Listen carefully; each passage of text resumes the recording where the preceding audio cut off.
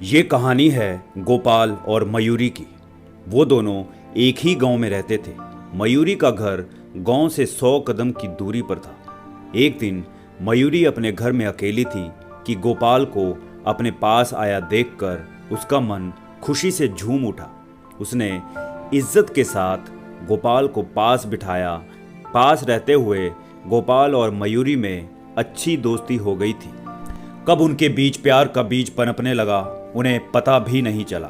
अगर वो दोनों कभी मिल ना पाते तो उनके दिल तड़पने लगते थे। कुछ देर की खामोशी को तोड़ते हुए गोपाल बोला, मयूरी, मैं कई दिनों से तुमसे अपने दिल की बात कहना चाहता था, लेकिन सोचा कि कहीं तुम्हें या तुम्हारे परिवार वालों को बुरा ना लगे, तो आज कह डालो। यहाँ कोई नहीं है, तुम्हारी बात मुझ तक ही रहेगी, कहकर वो हंसती है।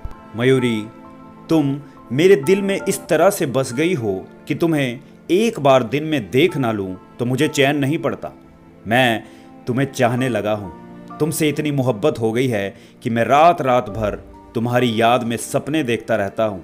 ये सुनकर मयूरी खुशी से पागल हो गई, लेकिन अपनी इच्छा को दबाते हुए उसने पूछा, क्या तुम नहीं जानते हो कि अगर हमारे रिश्ते की भनक तुम्हारे घर वालों को लग गई तो इसका नतीजा क्या होगा? गोपाल बोला, मैं तुमसे सच्चा प्यार करता हूं, मुझे किसी की परवाह नहीं है। मयूरी ने उसकी आंखों में आंखें डालकर कहा, मैं तो तुम्हें बहुत पहले से अपने दिल में बसा चुकी हूं, लेकिन आज तक कह नहीं पाई। मुझे डर लगता है कि समाज शायद हमारी इस चाहत को कभी नहीं समझेगा। वो सब तुम मुझ पर छोड़ दो।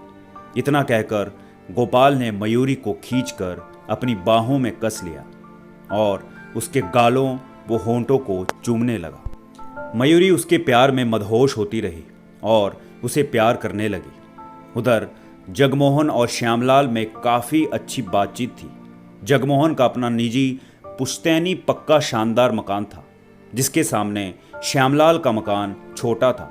जगमोहन ऊंची जाति का था और श्यामलाल को लोग नीची जाति का मानते ज़रूर थे, लेकिन उसका गांव वालों के साथ उठना बैठना बराबर का था।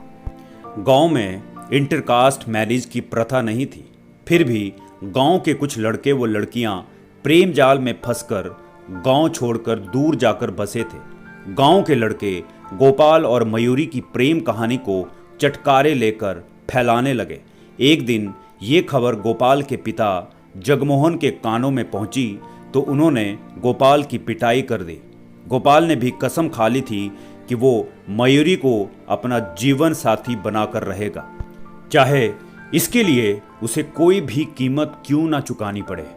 वो भूल गया था कि एक ऊंचे खानदान वाले निचले खानदान की लड़की को बहू बनाना कभी पसंद नहीं करेंगे। वो ये भी अच्छी तरह जानता था कि प्यार करने वालों को गांव निकाला दिया जा चुका है। इधर जगमोहन कुछ लोगों को साथ लेकर मयूरी के पिता श्यामलाल के दरवाजे पर पहुंचकर गुस्से में दरवाजा पीटने लगा।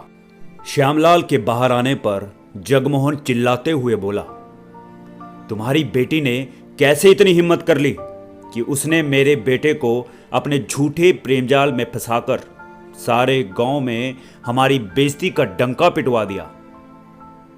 मैं आपकी बात समझा नहीं, श्यामलाल ने शांत लहजे में पूछा। सारे गांव में ढिंढोरा पीट चुका है और तुम्हें खबर नहीं लगी? पूछो अपनी बेटी से कि उसने क्यों मेरे बेटे पर अपना प्रेम जाल फैलाया है। तुम उसे अपने हाथों से नहीं मारोगे तो वो मार दी जाएगी। पड़ोस में रहने का ये मतलब नहीं कि तुम लोग हमारे सिर पर चढ़कर बैठने की कोशिश करो, हमारी बराबरी करने की हिम्मत करोगे। वो दोनों नादान है, गलती कर दी होगी, उम्र का तकाजा है, हमें समझदारी से काम लेना चाहिए, वरना गांव का माहौल बिगड़ जाएगा। उन्हें माफ कर दो, मैं मयूरी को समझा दूंगा। श्यामलाल ने गुजारिश की, तुम अपनी बेटी पर लगाम कसो, वरना, कहते हुए जगमोहन अपने लोगों के साथ वापस चला गया। उस गांव में खाप पंचायत का बोलबाला था, जिसके तालिबानी फरमानों ने बहुत से नौजवान प्रेमी जोड़ों के सपने उजाड़ दिए थे। गोपाल और मयूरी को अपने ऊपर होने वाले जुल्म की फिक्र ना थी। वो दोनों छिपते हुए अपने किसी दोस्त के यहाँ मिलते रहे। एक दिन मयूरी की सहेली ने उसे समझाया, तुम जितनी भोली और नासमझ हो, तुम्हारा गोपाल वैसा नहीं है। वो पैसे वाला है, तुम्हारा उससे कोई मुकाबला नहीं हो सकता। ये बड़े घर के लोग छोटों की इज्जत को खरीदने की चीज समझते हैं, पर घर की बहू नहीं बना सकते। अफसोस इस बात का है कि हम नीची जाति की लड़कियों से वो मनोरंजन तो कर सकते हैं, पर अपने घर में जगह नहीं दे सकते। अब मैं क्या करूं? ना तो उसे छोड़ते बनता है, न ही उसके बगैर मैं जिंदा रह सकूंगी। निराश होकर मयूरी ने कहा, निराश मत हो, गोपाल से मिलकर मंदिर में शादी कर लो। उसके बाद जो होगा देखा जाएगा। इससे तो बात बढ़ेगी। तब प्रेम की दुहाई मत दो और गोपाल से नाता तोड़ दो, इसी में तुम्हारी भलाई है, सहेली ने कहा। गांव में छोटी सी बात भी बहुत जल्दी फैल जाती है। फिर मयूरी और गोपाल के मिलने की बात कैसे छिप सकती थी? गांव की पंचायत बैठ गई, लोग इकट्ठा होने लगे। कुछ पर्दा नशी औरतें और शहर से पढ़कर लौटी लड़कियां भी वहां थी। ऐसा लग रहा था जैसे गांव का पूरा समाज वहां जमा हो रहा था। मयूरी के सिर पर आंचल था, उसकी मांग में सिंदूर और माथे पर लाल टीका लगा था। मयूरी और गोपाल ने गुपचुप शादी रचा ली थी। पंचायत में जगमोहन ने हंगामा करते हुए चीख कर कहा, इस नीच लड़की मयूरी ने मेरे बेटे पर इतना दबाव डाला कि उसने हमारी इज्जत को दरकिनार करते हुए उससे शादी कर ली। इस पापिन को मौत की सजा दी जाए ताकि गांव की दूसरी बहू बेटियों की इज्जत बनी रहे। कुछ लोगों ने उसकी शिकायत को जायज़ माना। इसमें सारा कसूर जगमोहन का है। शुरू से ही गोपाल और मयूरी साथ खेलते खाते रहे और आज उन्हें ऊंच नीच समझाई जा रही है। बाप को अपने बेटे के चाल चलन पर काबू करना था। उस समय जगमोहन को याद नहीं आया कि उनका बेटा नीचे कुल की लड़की के साथ बैठकर उसकी जूठी रोटी खाता था। मैं तो कहता हूं कि गोपाल ने मेरी बेटी के साथ फरेब किया है। मौत का भागी तो वो होगा। जगमोहन के जवाब में श्यामलाल ने अपनी सफाई दी। दोनों पक्षों में देर तक बहस चलती रही। बाद में पंचायत ने फैसला सुनाया, मयूरी और उसके परिवार को गांव से निकाल दिया जाए, क्योंकि नीची जाति की लड़कियों से ऊंचे जाति के लड़कों की शादी नहीं हो सकती। दोनों की शादी एक तमाशा है। उसी समय शहर से पढ़कर आई कुछ लड़कियों में से एक चिल्लाने लगी, पंचायत को इसी तरह के गलत फैसला सुनाना था तो हमें शहर पढ़ने क्यों भेजा गया? वहाँ तो हम सभी को हर जाति हर तबके की लड़कियों के साथ खाना पीना पड़ता था। ऐसे में हम सभी लड़कियों को इस गांव में रहने का कोई हक नहीं। हमें भी गांव से निकाल देना चाहिए। गांव के जो लड़के शहर में जाकर नीची जाति की लड़कियों से जिस्मानी संबंध बनाकर खुद को पाक साफ कहते हुए गांव लौटते हैं, उन्हें भी गांव से निकाल देना चाहिए। पंचायत का फैसला अटल है। तुम लोगों की सारी बातें बकवास है, एक पंच ने कहा। आप लोगों का ऐसा तालिबानी फरमान हम नहीं मानेंगी। हम बड़े सरकारी अफसरों को इस मामले की जानकारी देकर इंसाफ मांगेंगी।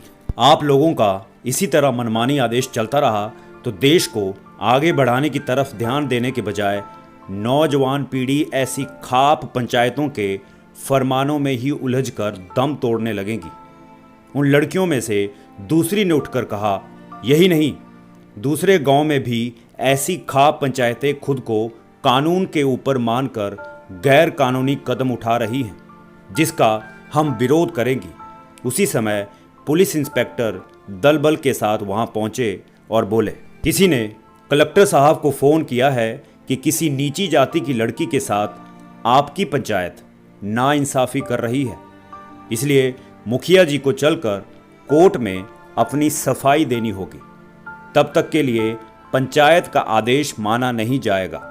लड़की को सताया ना जाए, वरना हमें कानूनी कार्रवाई करनी पड़ेगी। उसी समय पंचायत खत्म हो गई। गोपाल और मयूरी दोबारा अपने दोस्त के मकान की ओर चले गए। दोस्तों, जातिवाद एक कैंसर के जैसा है जो देश की एकता को खत्म करता है। जातिवाद ने देश को विभिन्न वर्गों में विभाजित कर दिया है। ये वर्ग अपने हित एवं स्वार्थ की बात अधिक सोचते हैं। प्रत्येक व्यक्ति अपनी जाति की उन्नति के लिए अधिक सोचता है, न कि राष्ट्र की उन्नति के लिए। इसका परिणाम ये हुआ कि संपूर्ण देश में जो एकता होनी चाहिए वो विभिन्न वर्गों में विभाजित हो गई है। तो दोस्तों, आज के लिए बस इतना ही। मिलते हैं जल्द नई कहानी के साथ। धन्यवाद।